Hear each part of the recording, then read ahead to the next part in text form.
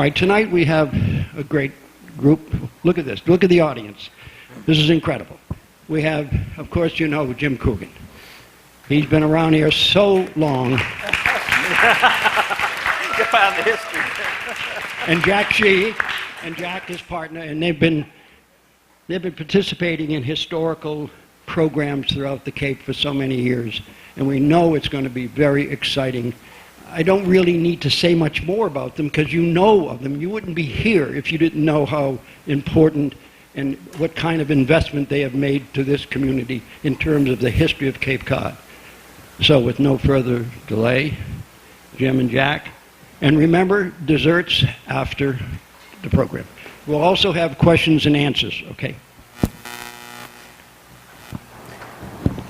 Hello.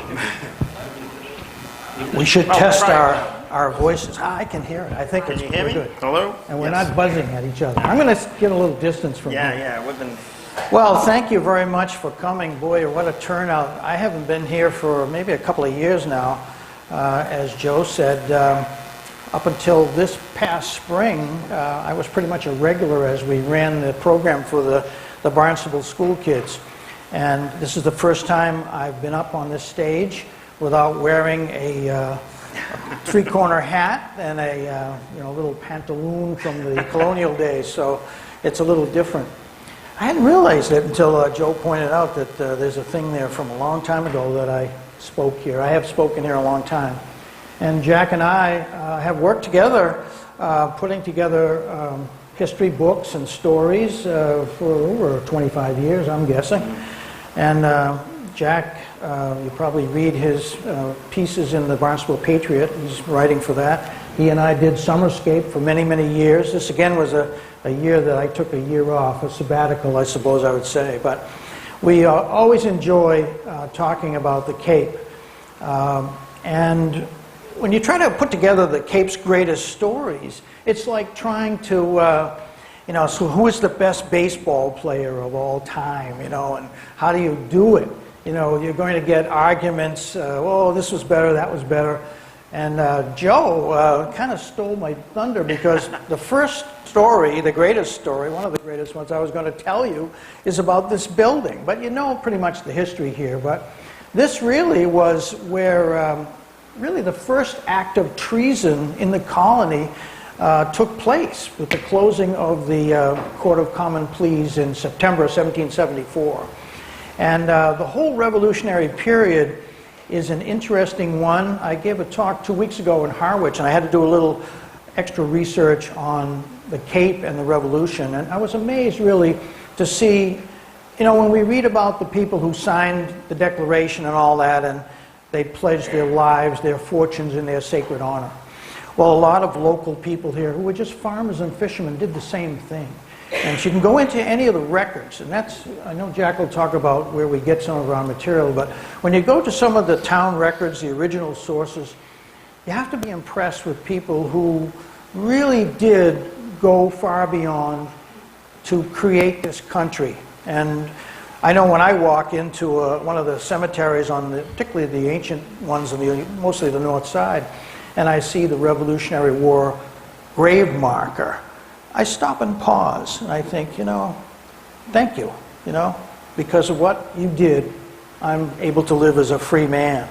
And all of that is connected to this building. So when we think about great stories, really, we're trotting the boards of a building that is a great story in itself. I know Jack wants to talk a little about where he's getting his material now he's doing a thing for the Patriot, which has been done for a long time, but now he's taken it over on looking through the records. Yep. And coming up with stories, periodic stories. Yep. Yeah, and I'll dive into some of that in a little bit. It's called Early Files. If you get the Barnstable Patriot newspaper, you've probably seen it for years and years. A number of people have contributed, and I'm the latest person contributing to that column called Early Files. And I get a lot of that, all of that information actually from Sturgis Library on the microfilm machine. I'm there. And I was going to save this for later when I was talking about shipwrecks, but Jim's the Navy guy. You don't see me on a boat. I get seasick. Yet my first interest in Cape Cod stuff was about ships and shipwrecks and sea captains and all that. So when I'm at Sturgis on the microfilm machine, sometimes I have to take Dramamine because that stuff is going by so fast. I'm going, oh. So I mean, I get seasick not only on boats but planes, rocking chairs, that sort of thing. So microfilm is the latest where I get seasick.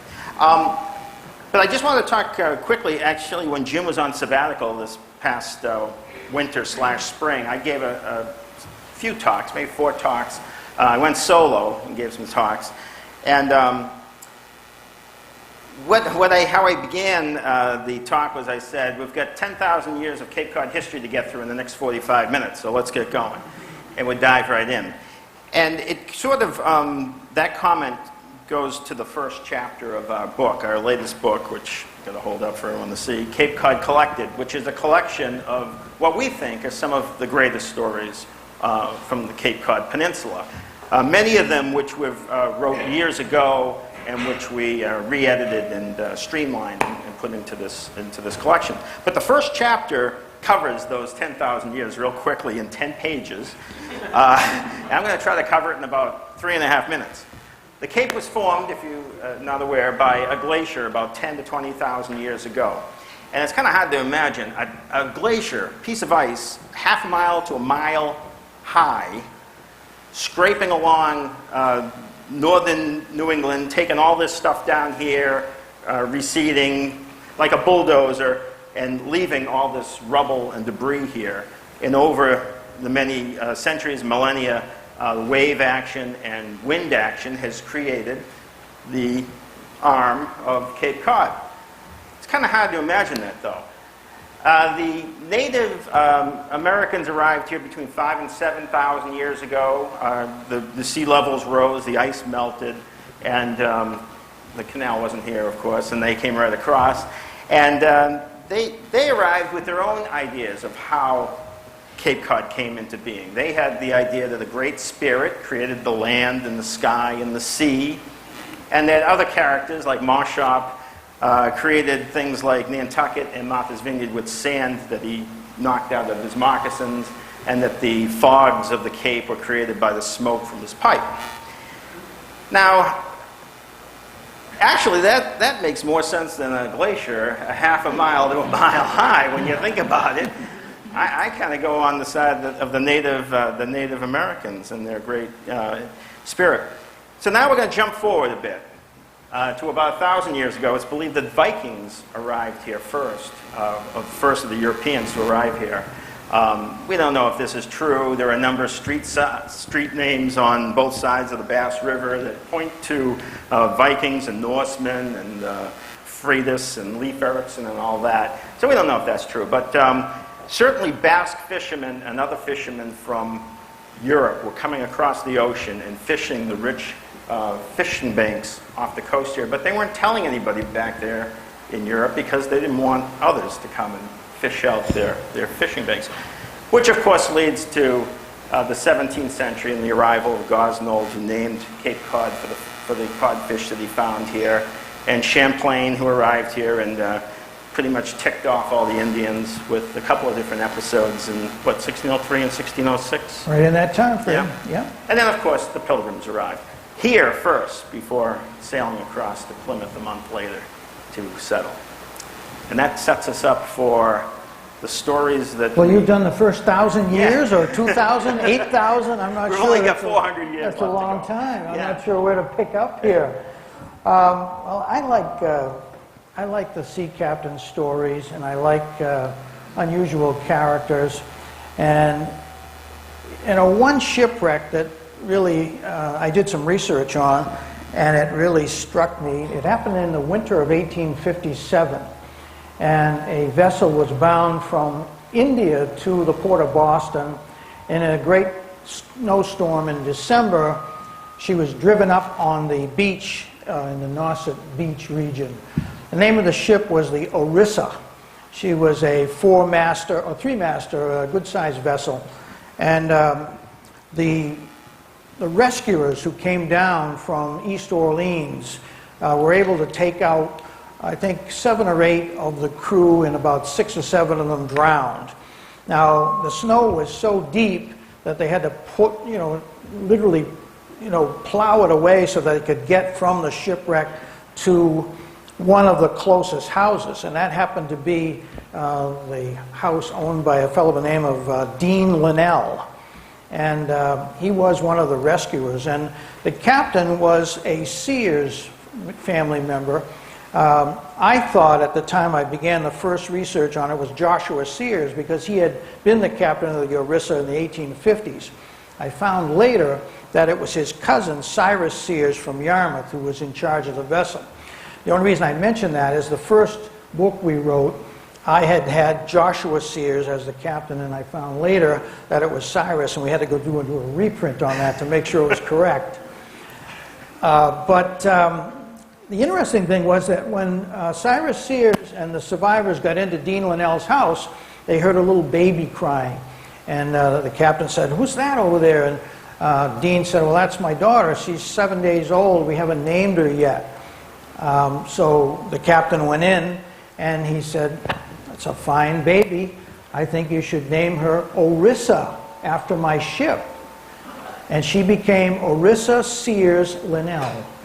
And she lived her life, as far as I can tell, the only girl, the only child who was ever named for a shipwreck.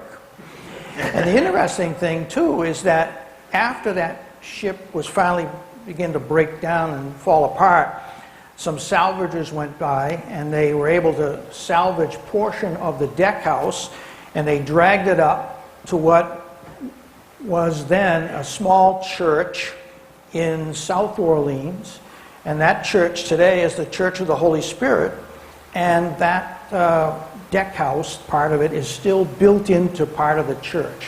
So you've got a story where you can go to that church and see a shipwreck, and you can also think of the little girl, Orissa Sears Linnell, who was the only one I've ever found to be named after a shipwreck. Wow. Well, there are so many shipwreck stories on the Cape. There's something like 3,000 ships that went down off the coast of the Cape, most of them along the outer coastline. And as a teenager, first getting into the history of Cape Cod, and I summered in South Dennis, so I used to go to the gingerbread cottage down there in South Dennis all the time and take out the books there and read about the shipwrecks. And I would come across some amazing stories. For instance, there was one back in 1904, and the ship was called Longfellow, after the poet. And it was an excursion vessel that had been retrofitted to become a cargo ship.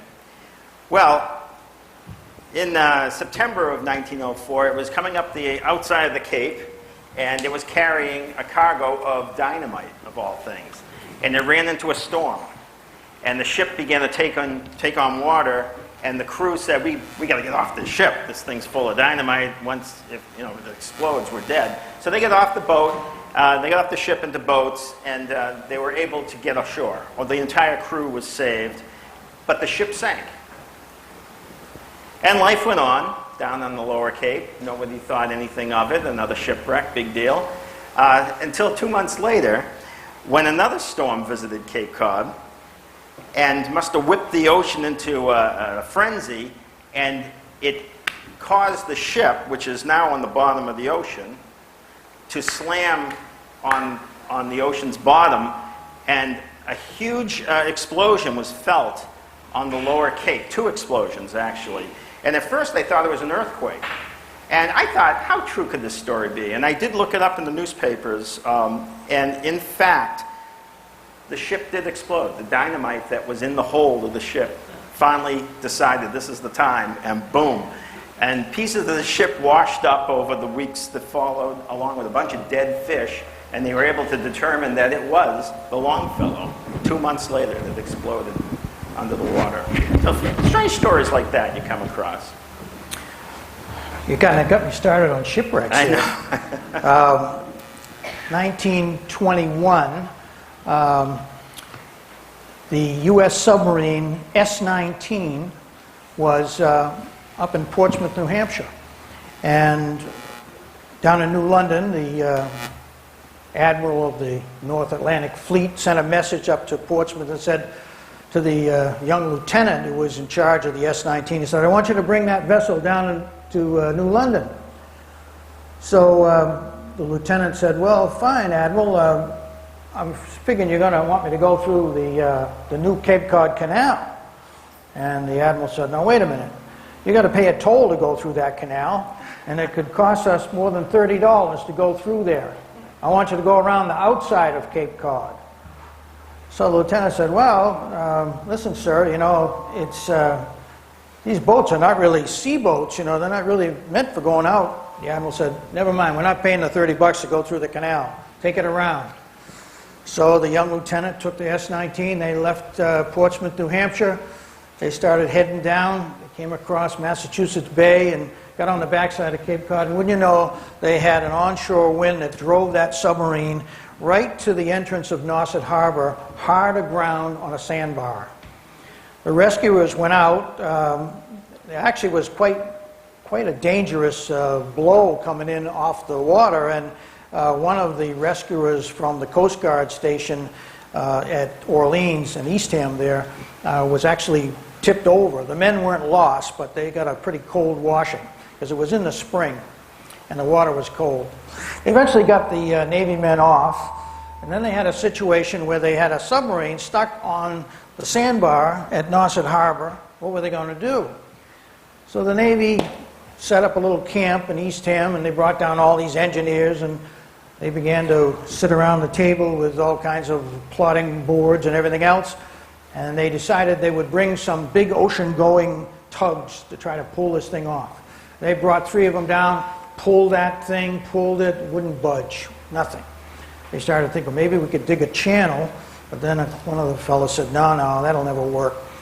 So they really weren't able to do anything, and a month went by, and it was kind of embarrassing for the Navy because a lot of the local people went down to laugh at the Navy people all there. And somebody mentioned the name of a fellow who lived over in East Orleans on Tonsett Road. His name was Dan Gould, Captain Dan Gould. He was in his 70s, but he had been a master of one of these packet boats called the Nettie Rogers that had left Orleans, went to Providence, Rhode Island, then down as far as New York, and then back, bringing back stuff. He was long retired, but they said, listen, Dan Gould knows the sea, and he knows what to do. So the Navy said, all right, send him on up here. So Dan Gould went up to Eastham, where they were all on the bluff there looking out at this poor submarine. And he went into the building where all the Navy brass were, and they said, well, Captain Gould, what do you think? And Captain Gould said, well, what have you tried? And they said, well, we tried ocean-going tugs. He said, nah, that'll never work. And then they said, we're thinking of digging a channel out here. And he said, no, that'll never work because you got a current here that'll silt it right in real quick. That ain't going to work. So he said, give me a piece of paper. So he got a piece of paper. He drew a really simple sketch. He said, you see here, he said, I want you to set up a buoy to the seaward of the submarine, then run a cable back to about an 8-block chain and chain fall. And then we got a steam engine here. And when the tide comes in, we'll take a strain on her and she'll pull right off. Well, they just laughed at him. They said, this is too simple. This isn't going to work. And so he said, well, that's my idea. And they said, well, it ain't going to work, so you go home. So Dan Gould went home. They tried other things. Nothing worked. Finally, they decided to try Captain Dan Gould's idea. And when you know, the first time they hooked it up, the tide came in, steam engine started up, took a strain on the block and tackle, tide pulled on, and the thing floated nice and free. Well, they didn't give Dan Gould any credit at all. And there was a congressional investigation that took place. Our congressperson from this area, who's beeping? I hope that's not me. Is that Dan Gould? Anyway, they spent an awful lot of money, and all because the Navy wouldn't spend $30 to send it through the Cape Cod Canal. I don't know what happened to the Admiral, but I think he was lost. You know, I have to laugh. I don't know whether this was my thing or not. And I'm going to get us a little off the track here, but a lot of you are my age, maybe even older. And you remember when you were a kid, the phone was in the kitchen. You went like this. Hello? Yes, I'd like to have 8 ring 3, please. She'd say, thank you. And I'd say, hi, Fred, how are you? You want to play golf today? Yeah, I'll see you at 2 o'clock. All right, bye. Time goes by. Next thing is, hey, Fred, how are you? Want to play golf today? It is me. No, it isn't. Anyway, okay, Fred. Next one is, boop, boop, boop, boop, boop, boop, boop. Hi, Fred, how are you? Let's play golf. Well, now, I got this. I have to call Fred. I have no idea how to turn it on. I turn it on eventually. My wife has programmed in Fred's number. I go down, contact Fred. Oh, my thumb is too big. I got the wrong number. And then finally, I get Fred. Fred? Are you there, Fred? Fred? This call is important to you, to me. Please stay on the line. It'll be answered by the next available operator. Fred, you and I are never going to play golf. You probably know that feeling. So I'm going to put this over here if it is mine. Well, I know it's not me because I'm the one person on Cape Cod that doesn't have a cell phone, believe it or not. My family has no idea where I am right now, so whether I made it here alive. I'm going to tell one more shipwreck story. This one's kind of creepy, though. Again, as a 17-year-old learning about this stuff, this is the kind of stuff that a 17-year-old would really find exciting. It took place back in 1914. It was an Italian ship called the Castagna, and it came up these parts in February of that year. And unfortunately, and I can say this, I'm half Italian, the poor Italians on this boat were woefully underdressed for the occasion. Many of them didn't even have shoes on. And here they are up off the coast of Cape Cod in February. And they run into a storm, and the sails, the rigging, everything gets iced up, and the ship, they're watching it from the life-saving stations. They're saying, this doesn't look good. And the ship eventually ended up wrecking off of Wellfleet. And the men, fearing for their lives, began to crawl up into the rigging, and a number of them froze to death in the rigging. Some of them were saved. About half of them were saved. Maybe 6 or 7 folks were saved. 2 people, though, went missing. One was the cabin boy. And when I first wrote about this, I wrote about it for our first book, Cape Cod Companion. And I didn't realize the story about the cabin boy until we put together this book, Cape Odd, which came out 6 years ago. And I did some more research and came across some stories in the Harwich Independent newspaper. Anyway, the cabin boy went missing, and the captain went missing. They didn't find their bodies. It's assumed, presumed dead, that sort of thing. The survivors were sent up to Kearny Hospital in Boston, and one story I've heard is a number of limbs had to be amputated because of frostbite, but then I heard other stories that said that none of that happened. So who knows exactly what happened there. But a week later, the cabin boy, his body was found some 10 miles away, washed up on the shore, and they determined it was the cabin boy from this vessel. But still, the captain's body was never found until 1 year later. And I write here, 1 year later, the wreck of the Castagna had its gruesome conclusion when a body was discovered on the beach protruding from the sand. It turned out to be the captain, and remarkably, his body survived a year in the waters off Wellfleet without decomposing. The only answer to this mystery is that it froze in those February seas of 1914 and then was buried beneath the shifting sands to become naturally preserved.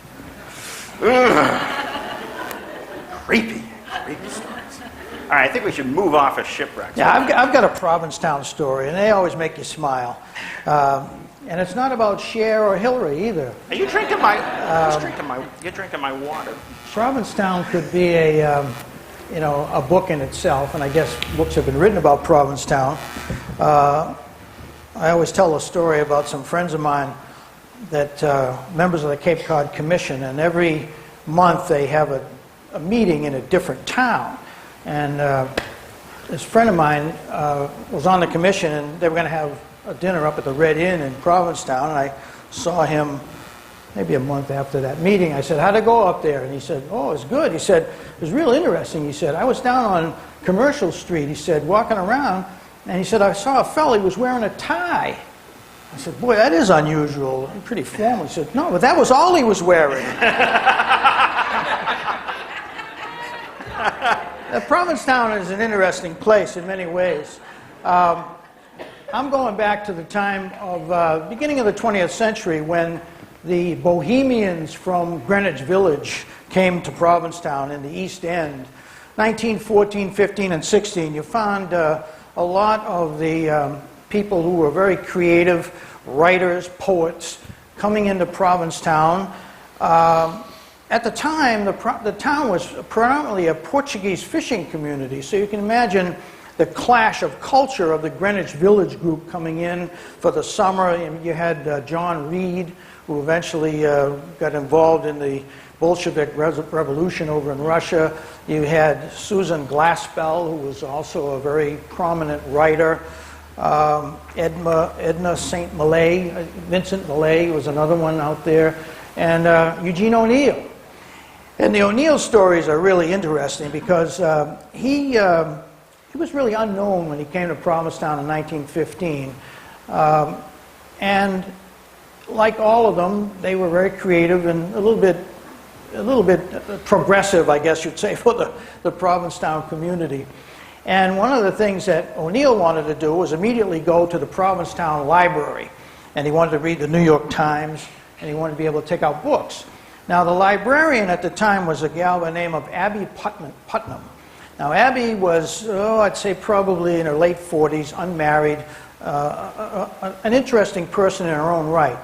And she immediately took a dislike to O'Neill. O'Neill could show up drunk, and he could be loud. And in those days, you couldn't get a library card if you didn't pay property taxes, and somebody had to sponsor you to get a card or take books out. And O'Neill hated that. And Abby Putnam held that over his head all the time. Every time he'd come in, she'd make sure he was the last to get the New York Times. She'd only give him like one book that he could take out. He had to bring the one back before he could get another one. He hated that. And she was hard of hearing, and he spoke kind of softly, and they just did not connect at all. And O'Neill came down a couple of early springs to do writing, and he would always clash with Putnam.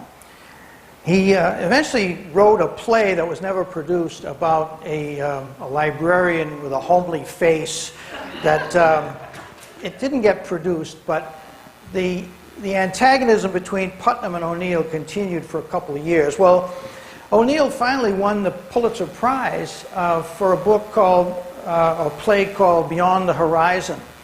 And when he came back to Provincetown, he figured that Abby Putnam would certainly give him his props, you know, but she had nothing to do with him. Matter of fact, he came in drunk one night and she threw him out of the library. Well, a couple of years later, he wrote the play Desire Under the Elms. It was a dark play, very much like a lot of the stuff that he wrote, but it featured a middle-aged woman who married an older man to get his money and seduced his son and became pregnant from the son and eventually killed the baby. And you know what he named that woman? Abby Putnam. He was a vindictive man. And that's the name of the woman in Desire Under the Elms. In the movie, played by Sophia Loren. She was played by Sophia? I believe so. Abby Putnam? Yeah, Sophia Loren. I've got to see that movie. Yeah. All I remember is Boy on a Dolphin. I know Burl Ives. Burl Ives plays the father, and Anthony Perkins plays the son. Jim had mentioned earlier the early files, which runs in the Barnesville Patriot. It's what I do is I spend hours at the Sturgis Library picking up stories from microfilm, and I basically plug them in here, and I'm more of a conductor than a writer. I'm sort of like taking other people's stories from 150 years, 185 years of history, and trying to create an image of what Cape Cod was like over the decades and over the centuries. And this one ran just this week, this story from 1886, and I found it kind of interesting. It took place in Cotuit. It said a huge fish a stranger unknown in our waters, was taken in a net by Captain Nelson Nickerson a few days since. Those that are in authority on sea monsters say that it was a kindred species of the sea serpent. Now this took place in 1886, and it got me thinking because we've written a couple of times about a sea monster sighting in Provincetown back in 1886, and I wonder if this is referencing that story. George Washington Reedy. Yes. There have been a number of sea serpent sightings on Cape. Daniel Webster saw a lot of them after he had spent quite a long time at the tavern over at the Daniel Webster Inn. That's true. Yeah, he did. I saw one as well, but we won't mention it. The first sea serpent sighting, or sea creature sighting here on the Cape was in 1609 by Henry Hudson. He was sailing by and he said he saw some sort of a creature, possibly a mermaid, he said, on the shore. So he kept going. The next one was made actually by Benjamin Franklin's uncle back in 1719. His uncle lived on Nantucket, and he claimed that he saw a sea serpent, and I'll have to read this. It was 16 feet long and had a head like a lion, large teeth, and a long, floppy beard, and floppy ears like those of an elephant. It was chased, and they actually cast a harpoon and got it, but it got away. There was another sighting in the 1830s. There were a number of sightings, including one that was of a snake-like serpent in Cape Cod Bay. They actually sent a whaler out of Nantucket to try to hunt this thing down, and for a month it sailed around Cape Cod Bay looking for this creature and never found it. So who knows exactly what it was. Which brings us to 1886, and this is the sighting by the town crier at Provincetown. His name was George Washington Reedy. He was nicknamed the Professor. We don't know why he was nicknamed the Professor, but he was. And apparently he was walking down the beach at Herring Cove when he noticed an angry commotion out in the water. The water sprayed some 50 feet in the air. The beast, which was about 300 feet long and 12 feet wide, its body was covered with alternating green, blue, and red scales. Upon its head was, there was a horn on its head, apparently. It had 6 eyes the size of dinner plates. 3 of the eyes were red and the other 3 were green. And the mouth possessed rows of 2-foot-long teeth. And it had the crown, the head was crowned with an 8-foot horn that rested some 30 feet in the air. And a sulfuric odor came from the beast as it passed.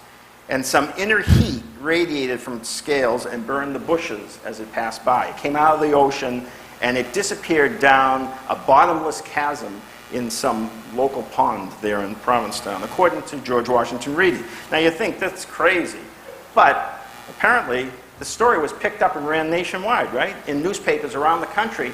And people in those days, when they read the newspaper, they took everything as gospel. From the newspaper, it's got to be true. It's amazing some of the things you read in some of the newspapers from that era. People that lived to 150, 160 years old. You know, so-and-so celebrated their 150th birthday last week. Yeah. And no one questioned it. They just, no birth certificate, who cares? They don't go with it. But, so anyway, sea serpent sightings right on up into the 1940s. There were sightings off of Martha's Vineyard and off of out in Nantucket Sound. So, next time you're out there, keep your eyes peeled. You may see something. I will say, Jack, having spent a lot of time in the Navy and a lot of time at sea, the longer you're at sea in a Navy ship, the more you do see mermaids when you're looking out there. I think I see one there.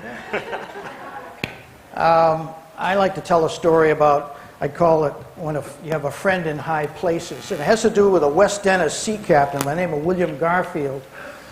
William Garfield was one of a number of captains who sailed out of the Bass River between 1865 and about 1890. There were about 5 or 6 good-sized vessels that, hauled cargo, a lot of coal out of Pennsylvania, ice out of Maine, traveled up and down the coast. And Garfield was a very important captain there. Now, the Bass River Lighthouse was built and lit in 1855, and those of you that have ever had dinner at the Lighthouse Inn in West Dennis, that is actually it is the Bass River Light, because the central portion of the inn is still a lighthouse. But anyway, in 1880, the federal government, in an economy move, decided they would shut down a number of lighthouses along the East Coast, and one of them marked for closure was the West Dennis Light. Well, of course, that riled up all the captains that sailed out of Bass River, and they didn't know what they were going to do. This is a tricky place to get in and out of. We need the light. Well, Willie Garfield, he said, I've got a solution here, or at least a possible one. He said, I got a relative that's pretty important. He's a distant relative, but he is a Garfield, and he's going to be president of the United States when they swear him in March. And I'm going to write a letter to him. And he did. He wrote a letter to James Garfield, stressing his family ties, and also mentioning the difficulties on the Cape, particularly with Bass River and its lighthouse. And believe it or not, he got a letter back from James Garfield. And Garfield said, I haven't got to Washington yet, but when I get down there, I'll look into the problem and we'll see what we can do. And that was how it was left. Well, in June of 1881, Willie Garfield got a letter from the White House. President James Garfield said, Billy, he said, I got it set. I want you to come down to Washington and bring the wife and the 2 daughters, and we'll have a dinner down here, and I think I got things where they need to be. So Captain Garfield put the wife and his 2 daughters on the train in Yarmouth. They made the change probably in Providence, got on down to Washington, checked into the Willard Hotel, and went that night over to the President's White House and had dinner. And I have seen the menu, and it was a very intimate affair, just the captain's wife, his daughters, and the President and his wife. Well, about 8 o'clock at night, the President said, Willie, let's go into the smoking room. And he took out his watch, and he said, it's 8 o'clock now. And he said, and I'm telling you, the Bass River Light, your light is now being lit. I got the money. And boy, Captain Garfield was happy. He shook his hand and said, thanks an awful lot there, cousin. And they headed back to the hotel, stayed overnight. Next morning, they were headed back to Cape Cod. There was a big ruckus downstairs in the hotel, and as they were getting their luggage ready, somebody said, the President's been shot. And sure enough, the President, who was headed to Baltimore on that morning, had been at another station and had been shot by an assassin. Now, Garfield did not die right away.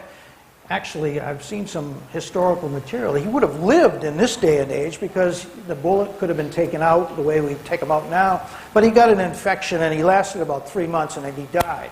He was in a coma most of the time, not able to do any presidential functions. But the interesting thing is, James Garfield, one of the shortest presidential reigns in our history, one of the few and possibly the last act of his presidency was to light the lighthouse at West Dennis for his cousin, Captain Willie Garfield. Oh, wow. Now, the Dennis Historical Society has the copies of the letters, and Garfield was no speller, I'll tell you that. Which get was G-I-T. When you get to Washington, it's really kind of hilarious to read it.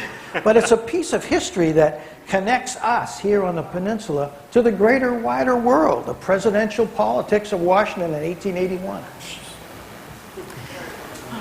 In our most recent book, we have a little bit here on the War of 1812. Jim does a wonderful piece on Cape Cod's connection with that war. And then I do a little piece called 1812 Tricksters. I came across 3 different stories that showed the ingenuity of, I guess, Cape Codders in that age in connection with the War of 1812. And I think I'll read this one here. This is, I call it The Woman Who Saved Hyannis. There is a tale of a woman who outsmarted a troop of British soldiers during the War of 1812, and by doing so, saved the village of Hyannis. Now, I don't know if this is true or not. It's probably folklore, but at that time during the war, Hyannis was an important Cape port. Unfortunately, defending it against enemy invasion was a difficult task. When the news went out that the British were bearing down on Hyannis with plans to capture the port, her residents decided to flee rather than face the oncoming attack. There were no troops to put forth a defense. The only option, it seemed, was to escape. Yet, one Hyannis resident, a woman, decided that she would not leave her home. She would face the British alone, but not without a strategy. Very soon, all the other buildings were vacant, except for one. That night, the British arrived. The woman did not even bother to douse her light. Since all else was dark, the troops approached this solitary lit dwelling to find the woman alone in an otherwise deserted village. They asked her, "What happened to the villagers?" She replied that they had departed earlier that day. They asked her why she alone stayed behind. Her answer was that she stayed behind to care for her husband. "And what is the problem with your husband?" they asked. "He has smallpox," she replied. "There has been an outbreak in the village, and many here have died." Fearful of contracting the disease, the British troops quickly departed and sent out the order for all other British ships to avoid the port of Hyannis. The village was spared, and the population returned to their homes thanks to the heroic actions of a quick-thinking woman. You know, we get our stories from a lot of different places. Jack's been playing with the microfilm, which will drive your eyeballs crazy after about 15 minutes. I have actually, over the last 10 years, spent a lot of time in nursing homes. And part of that was my mother was in one for quite a while, and now I'm looking at them myself, you know, to see what's a good one, you know. But I did meet a woman. She was from Dorchester, and her name was McDermott. And she was telling me a story that she was a young bride during World War II. Now, her husband was older than she was, and he was exempt from the military. And in fact, he had a war-related job as a machinist, and he was pretty handy, and you know, he didn't go into the service. And he was known for fixing small machines, and he had a specialty of fixing jukeboxes, you know, the things where you put the quarter in and the record's played. Well, some people on the Cape, they had, you know, some places where you could go at night, and the jukeboxes were wearing out. By 1943, you know, things were not so good, and they couldn't get parts. So a bunch of them got together, and they said, look, they wrote him a letter and said, if you can come down to the Cape and, you know, fix some of the jukeboxes down here, we can give you a cottage up in Wellfleet, and it's summertime, and we'll, you know, you can come down, bring the wife, and enjoy it. You know, we'll get you some gas cards. You know, they need to have the ration card so you can drive around. So he said, okay, I'll do it. So he came down to the Cape, and he started making the rounds from Provincetown, Wellfleet, Truro to Orleans, the Outer Cape in particular, collecting the jukeboxes and taking them back to the cottage, which was on Ballston Beach up in, I guess that's Wellfleet, or actually maybe Truro. It's up in the Pamet River area of Truro. And he had a couple sawhorses. You put a piece of plywood, and he was working on them in the main room of the cottage. It was really just like the main room, bedroom, bathroom. That was it. So he'd work on them, and she'd be out in the sun enjoying the Cape. And it was July of 1943, and he said to her, he said, let's go out and get a dinner tonight. Not too many places around here, but we'll get on to Orleans, and we'll have dinner. And so she said, fine. They got in the car, they drove down, had a nice dinner in Orleans. But coming back, there was a terrific fog that set in. And in those days, you really couldn't even have headlights. You know, they had these little strips over the lights, and you could hardly see anything. Well, he got up probably toward, Wellfleet somewhere. He saw a right-hand turn. He said, this has got to be it. So he went down this road. And it started to get more narrow, and it turned into like a dirt road. And all of a sudden, he came around a corner, and this Coast Guard man jumped out from behind a sand dune with a gun. And said, what are you doing down here? And the guy said, well, I'm looking for the cottage. And he said, this is a restricted area. We think some Germans have put some saboteurs ashore from a submarine. And we're looking over the whole area to see if we can find them. You better get out of here. And the guy says, I'm out of here. So he backed up, got back onto the main road. And a little while later, they did find the road that went out to Ballston Beach. And so he got there. So they got into the house. It was about 11 o'clock at night. And he said, man, that was an experience. And the wife said, yeah, that really was something. And then he laughed. And he said, you know, there probably isn't a German within 1,000 miles of where we are right here. What a joke. So they went in the house, and she went into the bathroom. And there was the wind came up, and it hit the shutter, and it slapped the side of the cottage.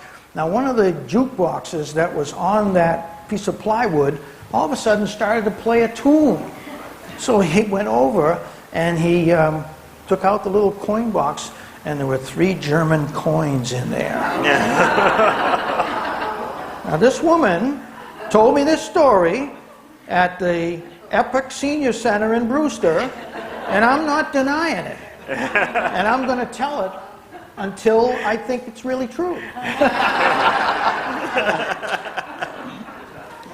Actually, there were saboteurs put ashore in Long Island, and the FBI caught them and shot them. You know, they were executed. So the story is not maybe that far-fetched. No. Anyway, Mrs. McDermott believed it, and I took it in. Our book, Cape Odd, has plenty of odd stories in it, obviously. Chapter 8, we titled it Earthquakes, Waterspouts, and Meteorites.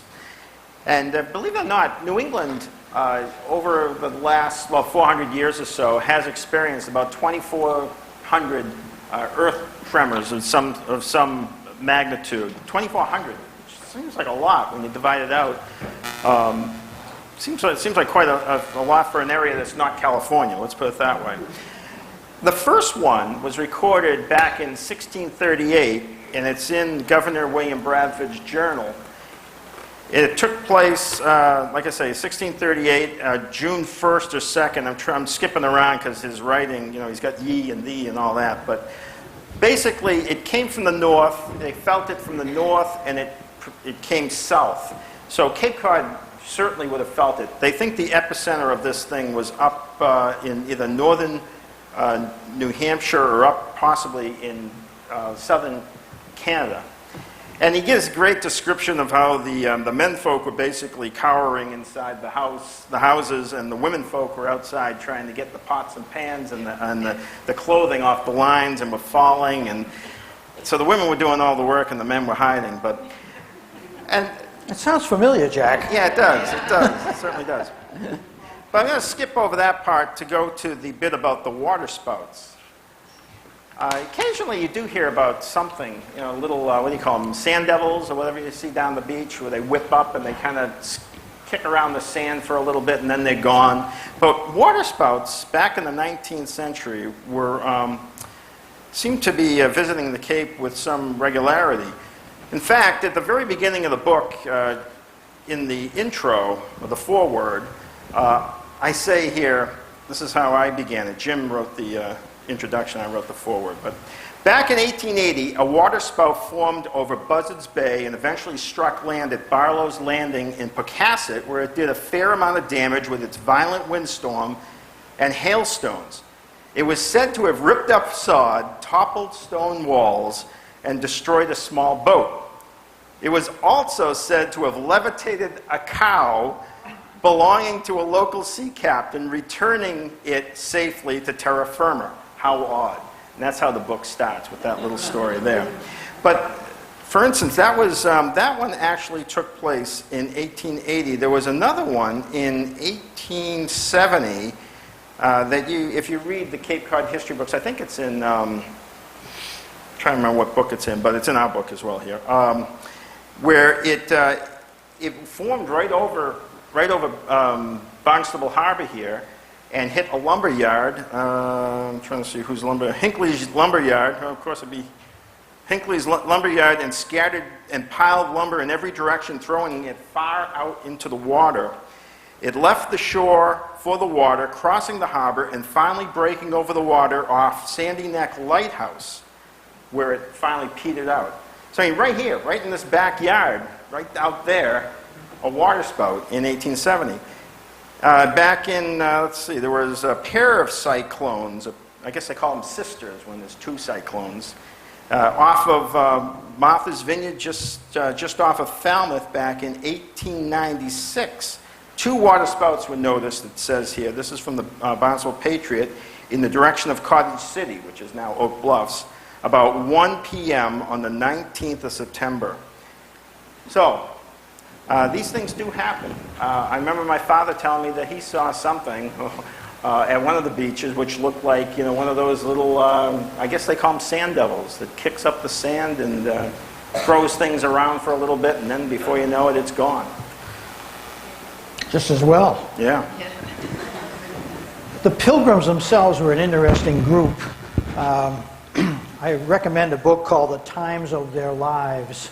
Not a new book, but it does kind of look at the Pilgrims, their whole society, male-female relationships, parent-child relationships. And the conclusion is they weren't a lot different than we are. I mean, they had their foibles, they had their, their sins, just as our common connection with them would probably be. And the characters themselves are interesting. The Billington family, Jack wrote about them. They were almost like the first family of juvenile delinquents coming over here. The one kid almost blew up the Mayflower because he fired off a gun near a keg of powder down in the hold of the Mayflower. The old man was a crook, and the wife was always in jail for stealing stuff. So the Billingtons themselves were interesting. Now, in this area here, Giles Hopkins was given permission by the Plymouth court to settle, at least for the summertime, down here as early as 1637-38. And Stephen Hopkins, his father, is an interesting character in his own right. I don't know how many of you know it, but Stephen Hopkins actually had gone to the Jamestown community in Virginia several years before he had come to Plymouth. And his being wrecked on Bermuda became the story that Shakespeare put into his story, The Tempest. And so Hopkins was a veteran, actually, of sailing across and came back, and he opened a tavern, I think, which was a good plan on his part. He died a wealthy man, I think. But maybe the most interesting connection has to do with William Bradford, his wife, Dorothy Bradford. And the story goes back to when William was, I think he was about 20 years old, and he had joined the Scooby community of separatists led by the Reverend John Robinson and also Elder William Brewster. So they had this community of believers, and William Bradford fell for a young woman in the group. And her name, just so that I make sure I don't mess it up, was Elizabeth. She eventually married somebody else named Southworth, but he always carried this torch for this other woman. And it looks like to me that he married Dorothy, his wife, on sort of the rebound. And I don't know how happy they were together, but I know she wasn't happy at all to come across to New Plymouth and settle with the Pilgrims. As a matter of fact, she was unhappy enough that many feel that she committed suicide by jumping off of the Mayflower when it was, in Provincetown Harbor. There's a lot of speculation as to whether she did herself in or she fell overboard. It's one of those mysteries. If you remember that movie, I'm going back a ways now, you were good at these movies, but Plymouth Adventure. And it had Van Johnson in it. I mean, we were going way back. Dorothy Collins, I think, was another one. But anyway, they had a romance going between Captain Jones of the Mayflower and Dorothy Bradford. These are the kind of stories that, get going. But at any rate, after the death of Dorothy Bradford, William Bradford began, he became the governor of the colony. Now, back in England, his first love interest, this Elizabeth Southworth, her husband died. And so he began to write a lot of letters to her. And what's interesting is that in 1623, in August, the third actual ship came over to Plymouth to resupply the group and connect them. And Alice Southworth was aboard. And within 2 weeks, William Bradford, Alice Southworth were married. And they were married for a considerable time after that. So it's kind of an interesting thing when we think of, we put the Pilgrims a lot on a pedestal as if they were superhuman, but they were just like us. And they had their loves, they had their mistakes, and they're an interesting lot to look at. William Bradford in particular, governor of the colony for about 30 years, and wrote probably the best primary source of that period of Plymouth plantation. Yeah, he did keep good records of, and I think you pointed out, he kept good records of everybody else's family, but had just one line to say about his own wife's demise. He did describe a lot of the deaths of the people who died in the first year, the starving time. But of his own wife, there was maybe just one line. It said, wife of William Bradford, deceased on December 30th, 1620. I was going to tell another story, but this kind of spins off of that. In 1626, another vessel came across called the Sparrowhawk, which wrecked.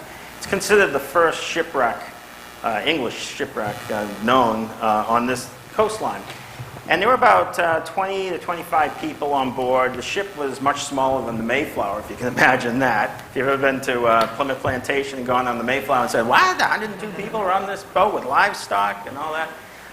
If you get to see Desperate Crossing, it's, I forget who did it, it's a 2-hour movie on basically the Pilgrims.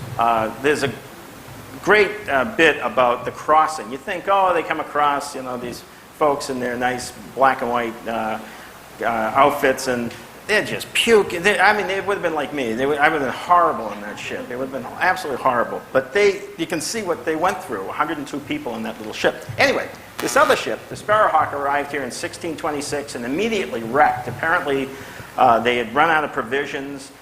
In Bradford's journal, they say they even ran out of beer. So that was a big cause for concern. So they came, I guess, looking for a tavern or something. And they came as close to the shore as they could get, and they wrecked. And Bradford came down, helped get the ship repaired. They set off again and wrecked once again, and for good. So these 25 folks were invited to spend the winter in Plymouth, at Plymouth Plantation, with the Pilgrims. So, you know, they had to make do. I've got company staying with me this week for 5 days, 4 people, 4 family members from Indiana. And so I can't imagine what it would have been like to try to put these 25 people into these, you know, these little huts, you know. Anyway, they did. And I guess there were 2 main fellas involved. Sibsey, I think, was one of them, and the other guy was called Fells, which was perfect because I ended up writing this thing called he fell from grace, basically, because Bradford suspected, and he wrote in his journal, I suspect that he's keeping this Irish servant as his concubine. So indeed he did. This young lady, young girl, became impregnated by this fella, Fells, from what Bradford said, and they skipped Plymouth and ended up apparently down here on the Cape, where they hid until eventually they did make it to Virginia with the rest of the group. But yeah, as Jim says, you know, they were human. We put them up on that pedestal, but really they had human desires just like everyone else. You mentioned Billington. The father, John Billington, the patriarch of that family, was the first person hanged in Plymouth colony. 1630. Yeah, he was accused of killing another gentleman. I think his name was Newcomen, or something like John Newcomen, or something like that, on a hunting trip. I guess on a hunting trip you can blast away anybody and get away with it, but not back there in 1630. Only in New Hampshire. Yeah, only. Yeah. So yeah, there is some history to all that. Oh yes. Yep. Well, I was just going to tell a story about 2 fellows that went to a castle where there was a great feast. And those 2 fellows, they spoke and they spoke and they spoke, and everyone was hungry and hungry. And finally, the crowd just rose up, ran over the 2, and they were never seen again. So that's our final story. So I think it's time.